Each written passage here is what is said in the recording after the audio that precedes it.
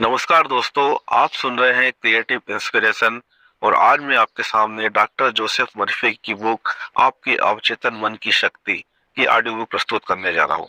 और आज का अध्याय है अवचेतन का इस्तेमाल माफी के लिए करें।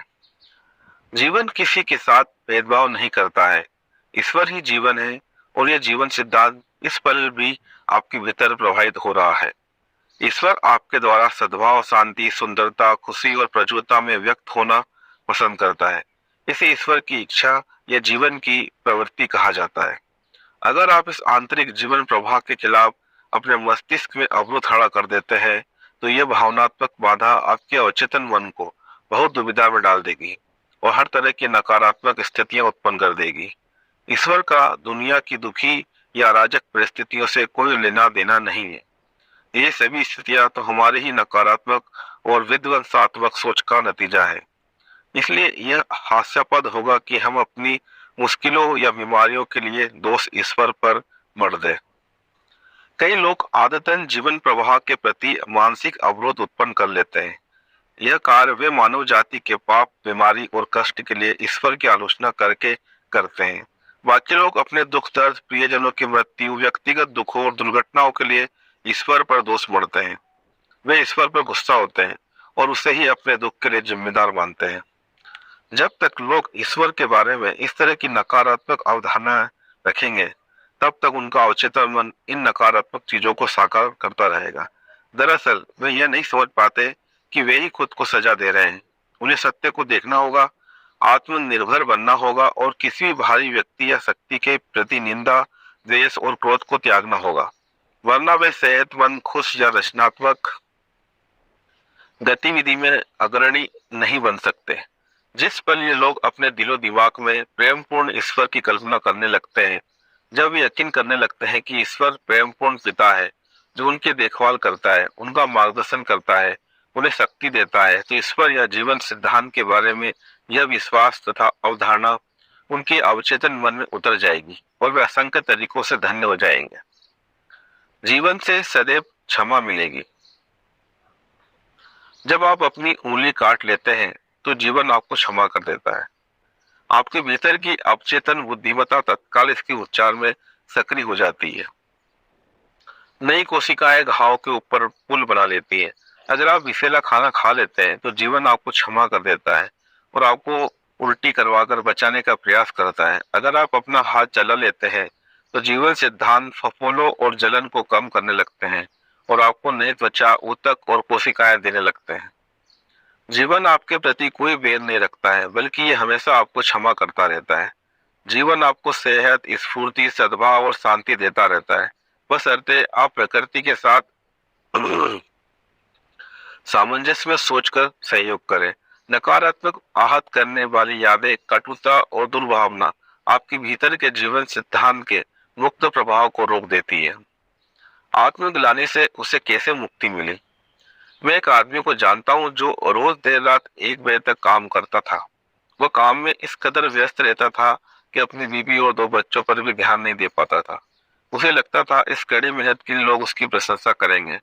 थोड़े समय में जब उसके अनुरूप चीजें नहीं हुई, तो उसे उच्च रक्तचाप की समस्या हो गई। उसके मन में अवरोध बोध समा गया। अचेतन रूप से वह कड़ी मेहनत करके स्वयं को सजा दे रहा था। इस दौरान उसने बच्चों पर भी ध्यान देना बंद कर दिया। एक सामान्य व्यक्ति आमतौर पर इस तरह का व्यवहार नहीं करता है, क्योंकि वह बच्चों की परवरिश में रुचि लेता है। वो बीवी उनके जीवन का एक अहम हिस्सा होती है। जब उसकी आदत से पारिवारिक समस्या बढ़ने लगी, तो वह मेरे पास आया। तब मैंने उससे पूछा कि वो इतने मेहनत से काम क्यों कर रहा था। क्या तुम्हारे मन में कुछ चीज तुम्हें खा जा रही है? अगर ऐसा नहीं, तो तुम इस तरह से काम नहीं करते। तुम खुद को किसी चीज की सजा दे रहे हो। अब तुम्हें खुद को माफ करना सीखना होगा।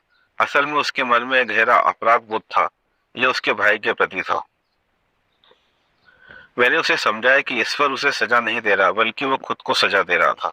मान लें अगर आप जीवन के सिद्धांत का दुरुपयोग करते हैं, तो आपको उसी के अनुरूप परिणाम मिलते हैं। अगर आप खुले बिजली के तार को छुएंगे, तो यह आपको जला भी सकती है। प्रकृति की शक्तियां बुरी नहीं होती है। ये आप ही होते हैं जो तय करते हैं कि प्रकृति की शक्तियों से आप लाभ लेंगे या हानि। बिजली बुरी नहीं होती है। यह आप पर निर्भर करता है कि आप उसका किस प्रकार इस्तेमाल करते हैं। आप उससे घर को रोशन भी कर सकते हैं और उससे घर में आग आग भी लगा सकते हैं। सबसे बड़ी गलती जीवन के सिद्धांत को न समझना। इसी कारण इसके दुरुपयोग पर प्रतिक्रिया के रूप में मानव को सजा मिलती है। अगर आप रसायन शास्त्र के सिद्धांतों का दुरुपयोग करते हैं तो शायद आप अपने दफ्तर में आग लगा दें। अगर आप दीवार पर हाथ मारेंगे तो खून निकलेगा ही। दीवार इस काम के लिए नहीं होती है। उस व्यक्ति को एहसास हुआ कि ईश्वर किसी की निंदा नहीं करता और न ही किसी को सजा देता है। उसकी भी सारी समस्याएं अवचेतन मन की नकारात्मक सोच का परिणाम थी।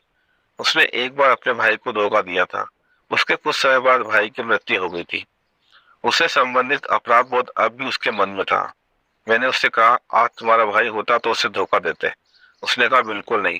फिर मैंने कहा, क्या तुम्हें लगता है कि तुमने उस समय जो अपने भाई के साथ किया वह ठीक था? उसने कहा, हाँ, क्योंकि उस समय परिस्थितियां भिन्न थी। मैंने कहा, पर अब तुम उस गलती को कभी नहीं दोहराओगे? उसने कहा, नहीं, बल्कि अब मैं लोगों को जीवन जीना सिखा रहा हूँ। मैंने आए कहा, अब तुम्हारे पास बेहतर कारण है और अधिक समझदारी भी। क्षमा का अर्थ खुद को क्षमा करना ही है। क्षमा अपने विचारों को सामंजस्य के देवी नियम के तारतम्य में लाना है। आत्मनिंदा को नरक, बंधन और सीमाएं कहा जाता है। क्षमा को स्वर्ग, सामंजस्य के और शांति कहा जाता है। अपराध बोध और आत्मनिंदा का बोझ उसके दिमाग से उतर गया और वह पूरी तरह ठीक हो गया। अगली बार जब उसने जांच करवाई तो उसका ब्लड प्रेशर सामान्य निकला। समझाने भर से इलाज हो गया था। एक हत्यारे ने सीखा खुद को माफ करना। कुछ समय पहले एक व्यक्ति मुझसे मिला जिसने कई साल पहले यूरोप में अपने भाई की हत्या कर दी थी। जब वह मेरे पास आया तो बहुत मानसिक कष्ट और यातना से गुजर रहा था। उसे यकीन था कि ईश्वर उसके पाप कर्म की सजा देगा। उसने बताया कि उसके भाई का उसकी बीवी के साथ संबंध था। एक दिन जब उसने उसे रंगे हाथों पकड़ लिया तो गुस्से में आकर उसने अपने भाई की गोली मारकर हत्या कर दी थी। यह सब करीब 15 वर्ष पहले हुआ था। मुझसे मुलाकात से भी पहले उसकी बात सुनकर मैंने उससे सलाह दी, जिसके बाद उसकी जिंदगी में कई सकारात्मक बदलाव हुए। उसकी एक अमेरिकी लड़की से शादी हो गई, जिससे 3 बच्चे भी हुए। अब वह एक बेहतर इंसान है और बहुत से लोगों की मदद कर रहा है। मैंने उसे समझाया कि वैज्ञानिकों के अनुसार हमारे शरीर की सभी कोशिकाएं हर 11 महीने के बाद बदल जाती है। इसलिए शारीरिक और मनोवैज्ञानिक रूप से अब वह व्यक्ति नहीं था जिसने हत्या की थी। उसे तो बदले हुए कई साल हो चुके थे। यही नहीं, उसने खुद को मानसिक और आध्यात्मिक रूप से ही बदल लिया था। अब वह मानवता के प्रति प्रेम और सद्भाव से भरा था। जिस व्यक्ति ने वर्षों पहले वह अपराध किया था, वह तो मानसिक और आध्यात्मिक रूप से कभी कभी का मर चुका है। वह एक निरपराध व्यक्ति को सजा दे रहा था। इस समझाइश का उस पर गहरा प्रभाव पड़ा। उसे ऐसा लगा जैसे उसके दिमाग से बहुत भारी बोझ हट गया हो।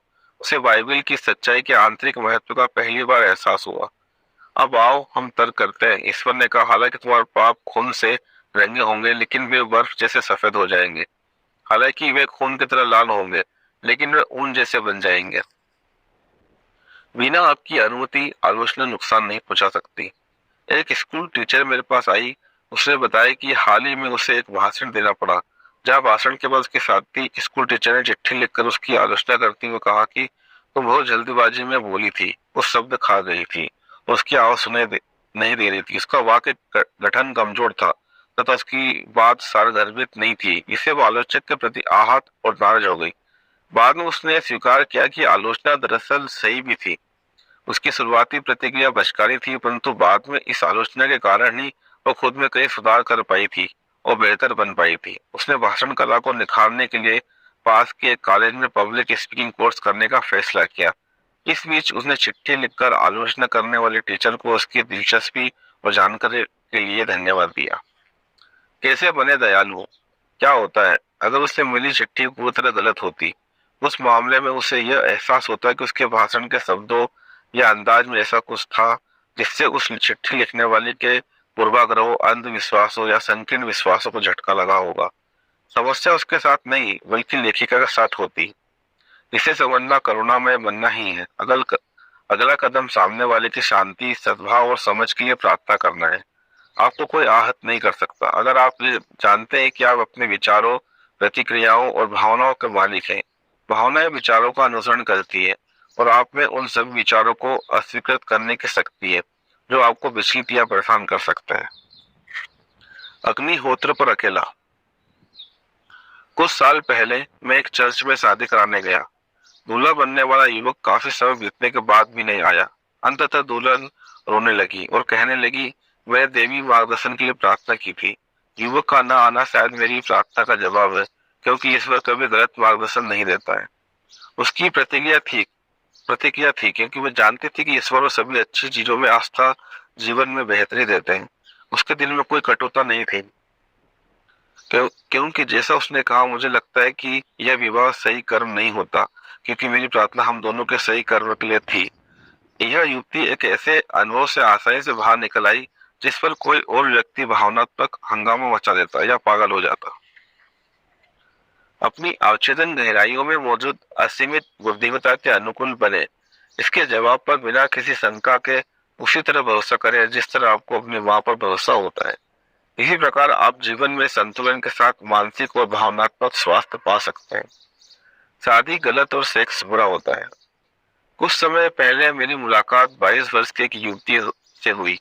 उसे बचपन से बताया गया था कि नाचना, ताश खेलना, तैरना, लड़कों के साथ बाहर घूमना जैसी सभी चीजें पाप होती हैं। उसकी माँ के अनुसार सभी मर्द बुरे होते हैं और सेक्स पाप है जिसे शैतान प्रेरित करता है।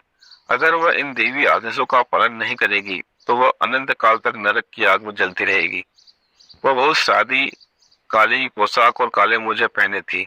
उसे लिपस्टिक या कोई मेकअप नहीं किया था, क्योंकि उसकी माँ ने उसे बताया था कि ये सभी चीजें बुरी होती है। उसकी माँ ने बताया था कि सही पुरुष बुरे हैं, सेक्स पाप है और व्यभिचार वैसाचिक है।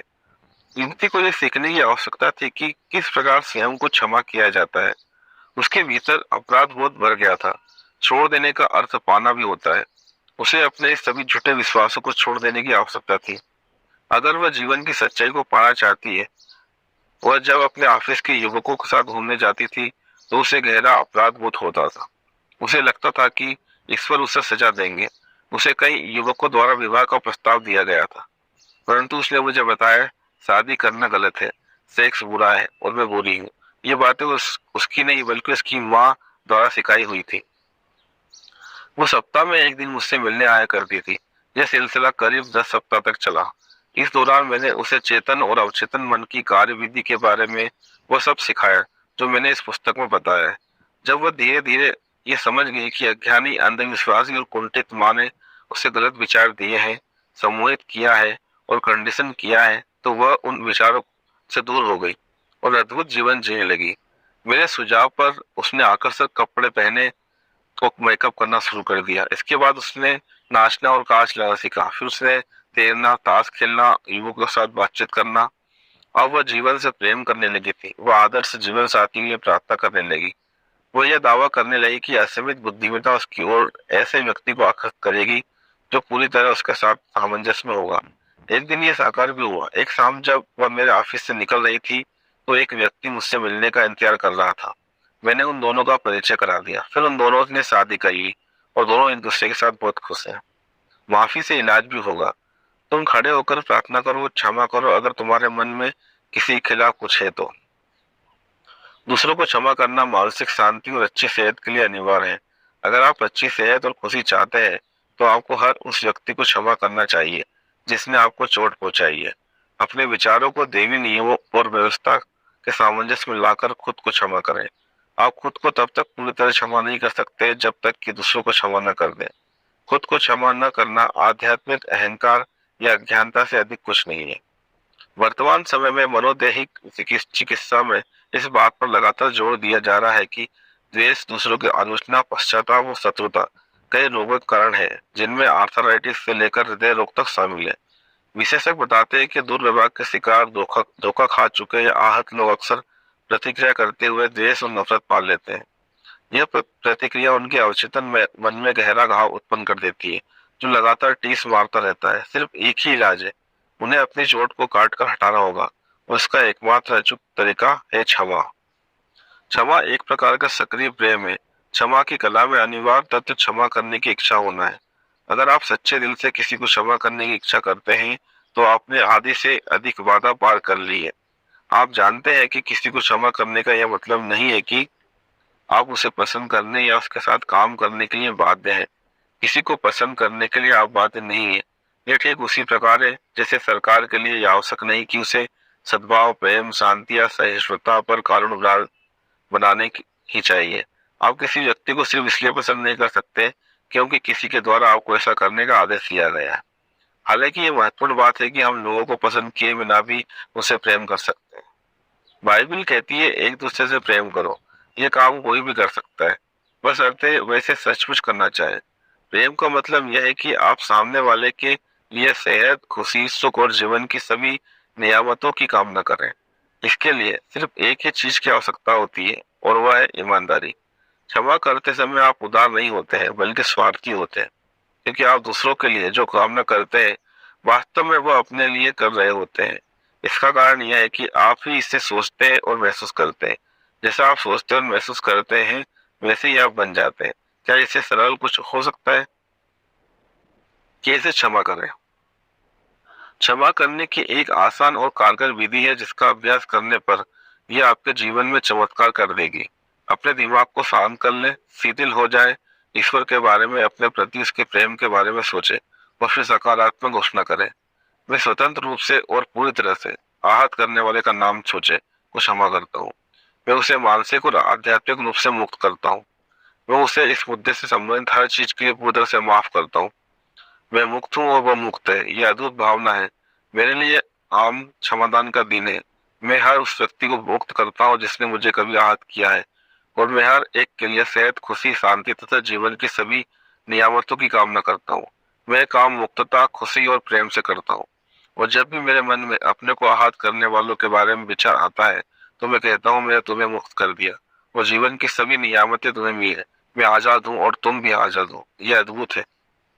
सच्ची क्षमा का महान रहस्य यह है कि जब आप एक बार व्यक्ति को क्षमा कर दें तो प्रार्थना को दोहराना अनावश्यक है।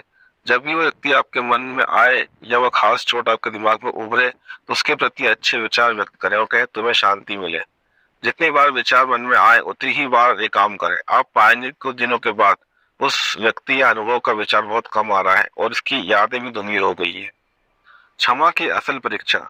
असली सोने की परख के लिए एसिड टेस्ट किया जाता है। इसी प्रकार क्षमा के लिए भी एक एसिड टेस्ट होता है। मान लीजिए कि मैं आपको किसी के बारे में कोई बहुत अच्छी खबर सुनाने जा रहा हूँ जिसने आपको चूना लगाया है, धोखा दिया है या छल किया है, तो संभव है कि आप ये अच्छी खबर सुनकर कुड़ जाएंगे। इसका अर्थ है कि नफरत की जड़ें अभी आपके अवचेतन मन में है और नुकसान पहुंचा रही है। मान लें कि पिछले साल आपके दांत में बहुत दर्द था और आपने इसके बारे में मुझे बताया था, तो हो सकता है कि मैं पूछूं कि क्या इस समय दर्द हो रहा है, तो आप मुझे हैरानी से देखकर कहें जाहिर है नहीं, मुझे दर्द याद है लेकिन अब मुझे ये महसूस नहीं होता है। ये पूरी कहानी है।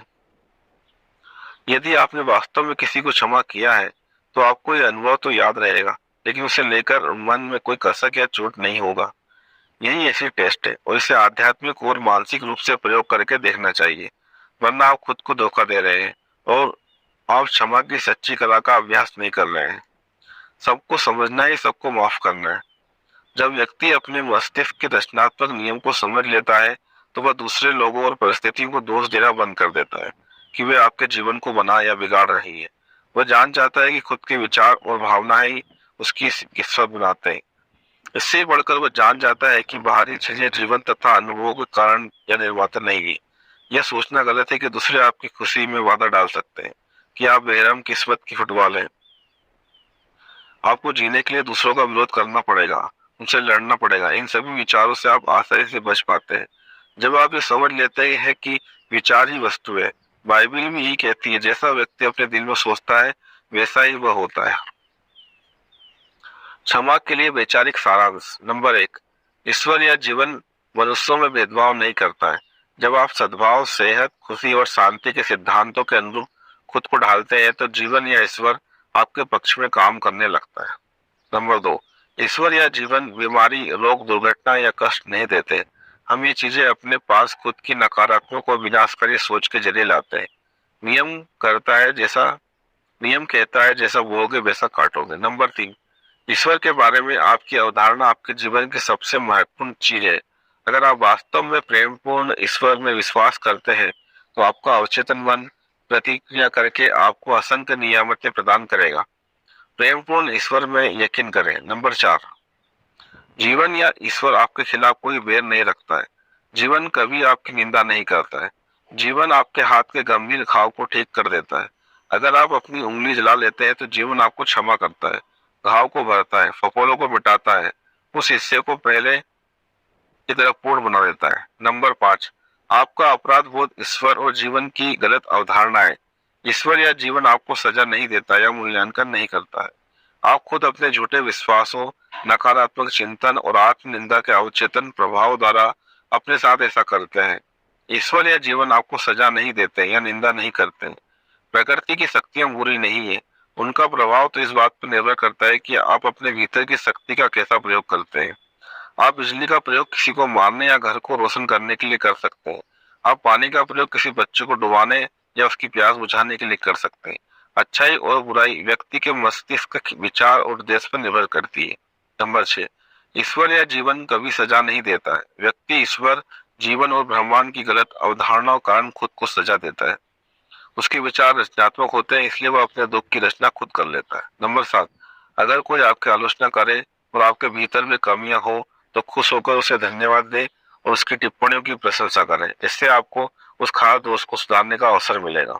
नंबर 8, जब आप जानते हैं कि आप अपने विचारों, प्रतिक्रियाओं और भावनाओं का स्वामी हैं, तो आप आलोचना से आहत नहीं होते।